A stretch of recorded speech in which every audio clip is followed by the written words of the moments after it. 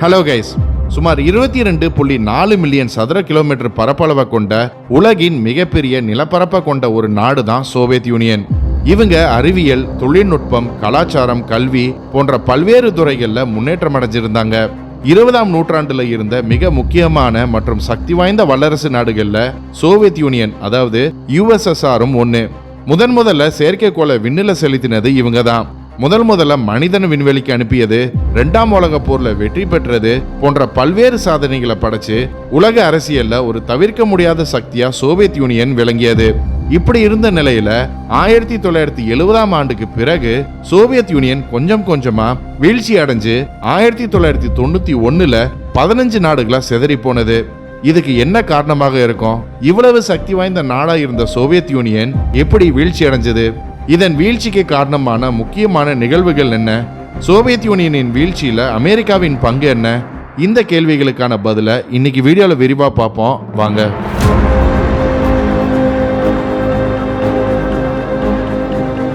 இந்த வீடியோ முழுக்க சோவியத் யூனியனின் வீழ்ச்சியை பத்தி பேச போகுது. ஸோ இதை மறக்காம உங்க ஃப்ரெண்ட்ஸ் அண்ட் ஃபேமிலிக்கு ஷேர் பண்ணுங்க. புது வியூவர்ஸ் நம்ம சேனல் என்ன சப்ஸ்கிரைப் பண்ணுன்னா இமிடியேட்டா சப்ஸ்கிரைப் பண்ணுங்க. பக்கத்திலே உள்ள பெல் ஐக்கனையும் பிரஸ் பண்ணுங்க. அப்போதான் நம்ம போடுற புது வீடியோஸ் உங்களுக்கு நோட்டிஃபை ஆகும். சரி, ஃபர்ஸ்ட் சோவியத் யூனியன் எப்படி உருவானது அப்படிங்கிறத பத்தி பார்ப்போம். சுமார் 200 ஆண்டுகளுக்கு முன்புல இருந்தே ரஷ்யாவை சார் மன்னர்கள் தான் ஆட்சி செஞ்சுக்கிட்டு வந்தாங்க. இந்த மன்னர்களின் ஆட்சி காலத்துல மக்கள் வறுமை, பஞ்சம், வேலைவாய்ப்பின்மை போன்ற பல்வேறு இன்னல்களை சந்திச்சாங்க. இதனால அந்த மக்களுடைய வாழ்வாதாரம் மிகப்பெரிய அளவுல பாதிக்கப்பட்டது. ஆனா மன்னர்கள் அதை பத்தி எல்லாம் கவலைப்படாம நாட்டோட வளங்களை எல்லாம் சுரண்டி சொகுசு வாழ்க்கை வாழ்ந்துகிட்டு வந்தாங்க. இதனால ஜார் மன்னர்களுக்கு எதிராக ரஷ்யா மக்கள் மறைமுகமாகவும் நேரடியாகவும் போராட்டத்தில் ஈடுபட ஆரம்பிச்சாங்க. 1905 ஜனவரி 22ஆம் தேதி போல ரஷ்யாவின் செயின்ட் பீட்டர்ஸ்பர்க் நகரத்துல ஜார் மன்னர் நிக்கோலாய் II எதிர்த்து ஒரு மிகப்பெரிய போராட்டம் நடந்தது. இதை தொடர்ந்து பல போராட்டங்களும் கிளர்ச்சிகளும் நடந்தது. 1915ஆம் ஆண்டுல ரஷ்யா முதல் உலக போர்ல ஈடுபட்டு தோல்வி அடைஞ்சது. இதனால ரஷ்யாவின் பொருளாதாரமும் மக்களின் வாழ்வாதாரமும் முன்பு இருந்ததை விட இன்னும் பல மடங்கு மோசமானது. இது ஜார் மன்னர்களுக்கு எதிரான மக்களின் போராட்டத்தை இன்னும் தீவிரப்படுத்தியது. இதன் பிறகு ரஷ்யன் சோசியல் டெமோக்ராட்டிக் லேபர் பார்ட்டியின் 2 பிரிவுகளை ஒன்றான போல்ஷிவிக்ஸ் பிரிவின் தலைவராக இருந்த வல்டிமிர் லெனின் இந்த போராட்டத்தை அடுத்த கட்டத்துக்கு எடுத்துட்டு போனாரு. அவருடைய உணர்ச்சி மிகு பேச்சுகள் மூலமா கொள்கைகளை பரப்பி அங்க இருக்கிற மக்களை எல்லாம் ஒன்னு திரட்டி ஒரு மிகப்பெரிய புரட்சியை அவர் செஞ்சாரு. இததான் த ரஷ்யன் ரெவல்யூஷன் ஆஃப் 1917 வரலாற்றில் அழைக்கப்படுது. இந்த புரட்சியின் விளைவா ஜார் மன்னர்களின் ஆட்சி முடிவுக்கு கொண்டு வரப்பட்டது. இதன் பிறகு Lenin Russian social democratic labour பார்ட்டியின் ஒரு பிரிவா இருந்த போல்ஷிவிக்ஸை ஒரு கட்சியா மாத்தி ரஷ்யாவின் ஆட்சியை கைப்பற்றினாரு. இதன் பிறகு 1922ஆம் ஆண்டு ரஷ்யா மற்றும் ரஷ்யாவை சார்ந்து இருக்கக்கூடிய பல குடியரசு நாடுகள் எல்லாம் சேர்ந்து கம்யூனிச கொள்கைகளை அடிப்படையாக கொண்ட சோவியத் யூனியனுங்கிற ஒரு மிகப்பெரிய நாடாக உருவானது. இதன் தலைவரா லெனின் நியமிக்கப்பட்டாரு. ஆனா அவரு தலைவரா இருந்த 2 ஆண்டுகள்ல இறந்து போனாரு. இதன் பிறகு 1924ஆம் ஆண்டு ஜோசப் ஸ்டாலின் சோவியத் யூனியனின் தலைவராக ஆனாரு. இவரு சோவியத் யூனியனின் தலைவராக இருக்கும்போது சோவியத் யூனியன் பல்வேறு விதமான மாற்றங்களை சந்திக்க வேண்டியது இருந்தது. 5 ஆண்டு திட்டங்கள் மூலமா சோவியத் யூனியனை ஒரு தொழில்துறை மையமாக மாத்தினாரு. இதனால ரஷ்யா பொருளாதார ரீதியா ஒரு வளர்ச்சி அடைஞ்ச நாடாக மாற ஆரம்பிச்சது. இதெல்லாம் ஒரு பக்கம் இருந்தாலும் ஸ்டாலின் சோவியத் யூனியன்ல மக்களுக்கு எதிரான மோசமான சர்வாதிகார ஆட்சியை செஞ்சுக்கிட்டு இருந்தாரு. அங்க இருக்கிற மக்களுக்கு நிறைய கட்டுப்பாடுகளை விதிச்சாரு. இவருக்கு எதிராக யாராவது செயல்பட்டா அவங்கள குலாகுங்கிற இடத்துக்கு அனுப்பிடுவாரு. அந்த இடத்துல சின்ன சின்ன குடிசைகள் போடப்பட்டிருக்கும். அங்க அனுப்பி வைக்கப்பட்டவங்க அந்த இடத்துல குடுக்கிற வேலையை செஞ்சுக்கிட்டு அடிமை மாதிரி இருக்கணும். அவங்க சொல்ற வேலையை செய்ய மறுக்கிறவங்கள தூக்குல போடுவாங்க. இப்படி ஸ்டாலின் காலத்துல மக்கள் நிறைய கொடுமைகளை சந்திச்சாங்க.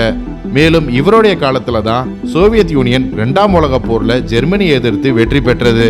இந்த போருக்கு பிறகுதான் 1947ஆம் ஆண்டுல இருந்து சோவியத் யூனியனுக்கும் அமெரிக்காவுக்கும் இடையிலான பனிப்போர் ஆரம்பமானது.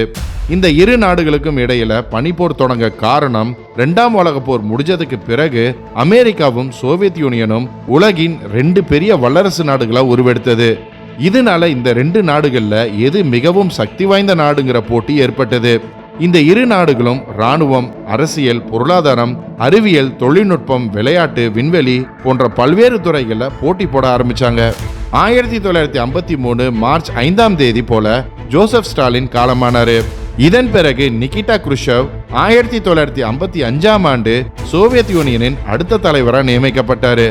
இவரு ஸ்டாலின் காலத்துல கொண்டு வரப்பட்ட கடுமையான சட்டங்களை எல்லாம் நீக்கி அடிமை தொழிலாளர்கள் முகாமை முற்றிலுமா ஒழிச்சாரு. மேலும் ஸ்டாலின் காலத்துல சிறை வைக்கப்பட்ட கைதிகளை விடுதலை செஞ்சாரு.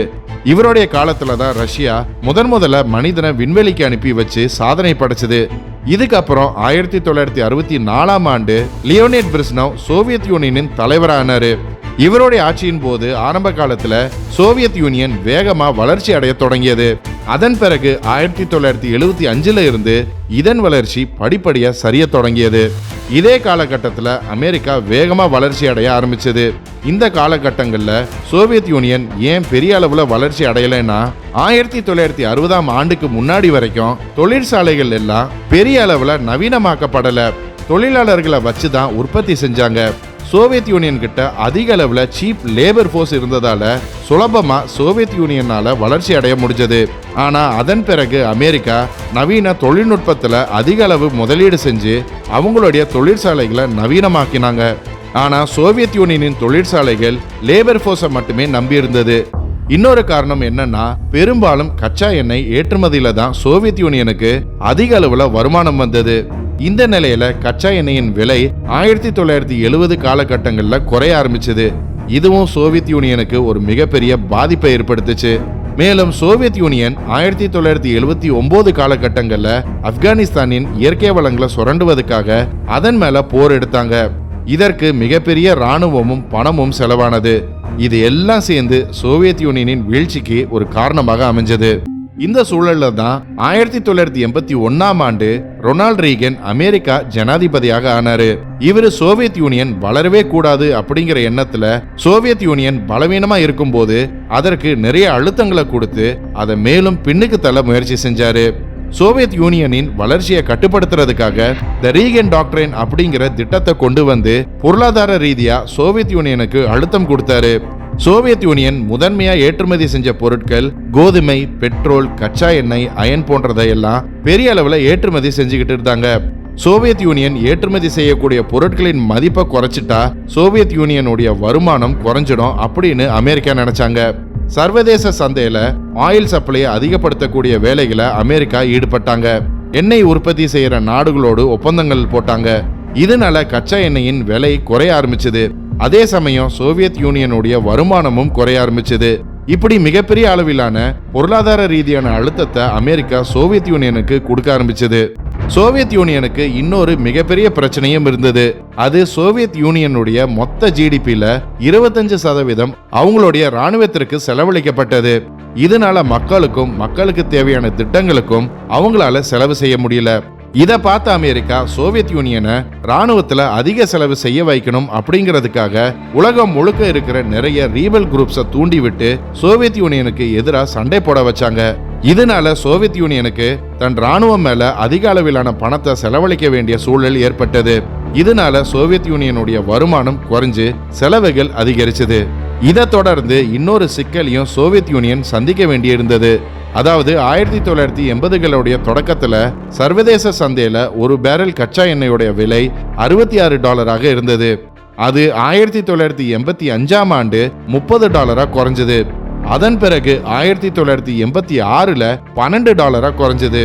இந்த கச்சா எண்ணெயுடைய விலை குறைப்பு மிகப்பெரிய அளவில் சோவியத் யூனியனுடைய பொருளாதாரத்தை பாதிச்சது. ஏன்னா சோவியத் யூனியன் ஏற்றுமதி செஞ்ச பொருட்கள்ல மொத்தம் 60% கச்சா எண்ணெயை தான் ஏற்றுமதி செஞ்சாங்க. இப்படி சோவியத் யூனியனின் பொருளாதாரம் மிகப்பெரிய அளவுல சரிவை சந்திச்சதால உணவு தட்டுப்பாடு ஏற்பட்டு நிறைய மக்கள் பஞ்சத்துல இறந்து போனாங்க.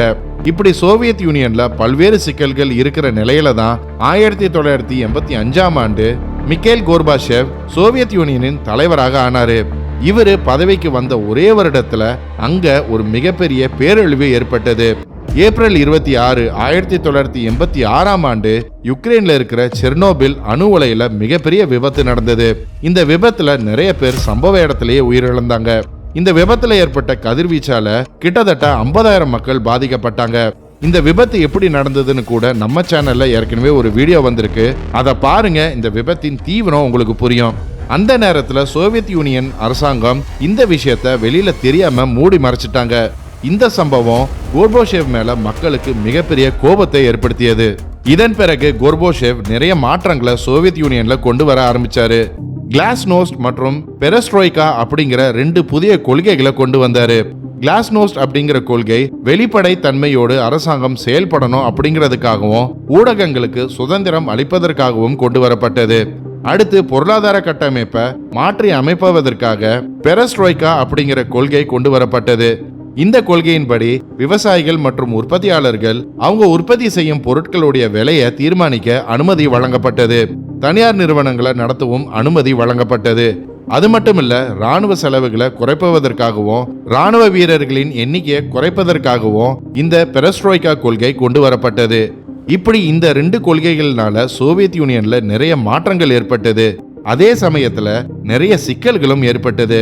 குறிப்பா கிளாஸ்நோஸ்ட் கொள்கை கொண்டு வரப்பட்டதுக்கு அப்புறம் ஊடகங்கள் சுதந்திரம் அடைஞ்சதால அரசாங்கம் செய்யும் தவறுகளை வெளியே கொண்டு வர ஆரம்பிச்சாங்க.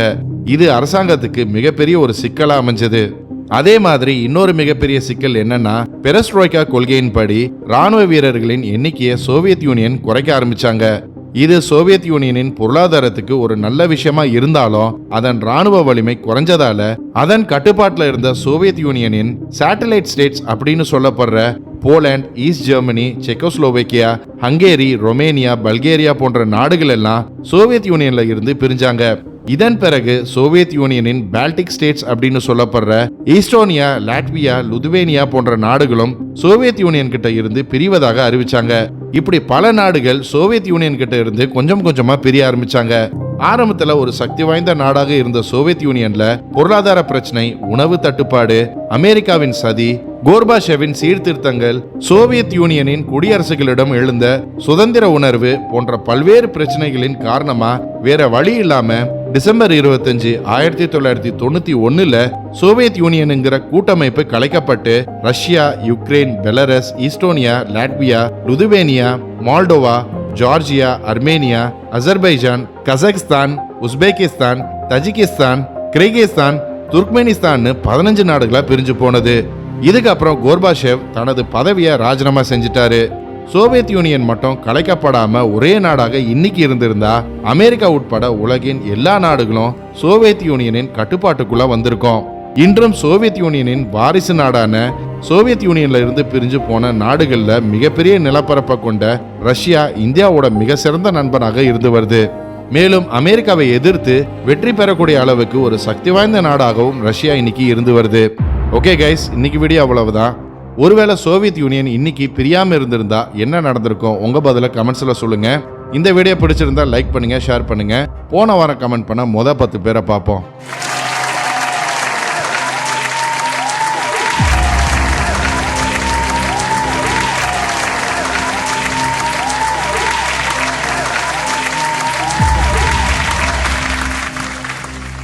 இன்னும் ஒரு இன்ட்ரெஸ்டிங்கான வீடியோவில் சந்திப்போம்.